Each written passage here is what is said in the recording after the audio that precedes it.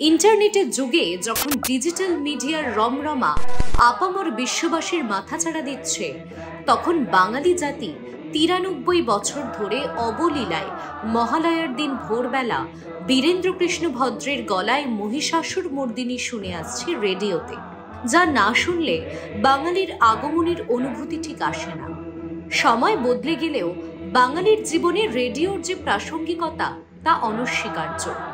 দেবীপক্ষের প্রাক্কালে ভোরের আলোতে বাঙালি বাড়ি বাড়ি বীরেন্দ্রবাবুর গলায় যে সুর ভেসে আসে, শুনলেই বোঝা যায় মা আসছেন। আশ্বিনের শারদ প্রাতের সেই দিন রাত ভোরে ঘুম চোখে বীরেন্দ্রবাবুর ওই কণ্ঠ আজও শিহরণ জাগায় বাঙালির মনে। তবে স্মার্টফোন বা অন্য কোনো ডিভাইসে নয়, বাঙালি মহালয়ার দিন আজও রেডিও শোনে। শুক্লপক্ষের ষষ্ঠ দিন থেকে দশমী পর্যন্ত দুর্গোৎসব, তার আগের অমাবস্যার দিন সূচনা হয় দেবীপক্ষের। দেবী দুর্গা মাতৃরূপে, পিতৃরূপে, শক্তিরূপে, শান্তিরূপে, বিদ্যারূপে আবির্ভূতা এক মহাশক্তি।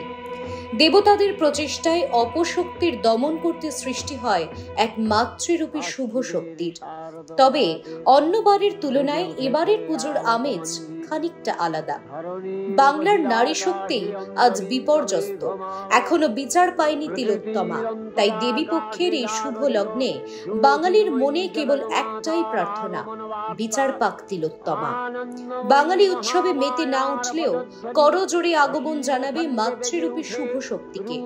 পিতৃপক্ষের অবসান নয়, দেবীপক্ষের আগমনই হবে উৎসবের একমাত্র পথ। চিন্ময়ীকে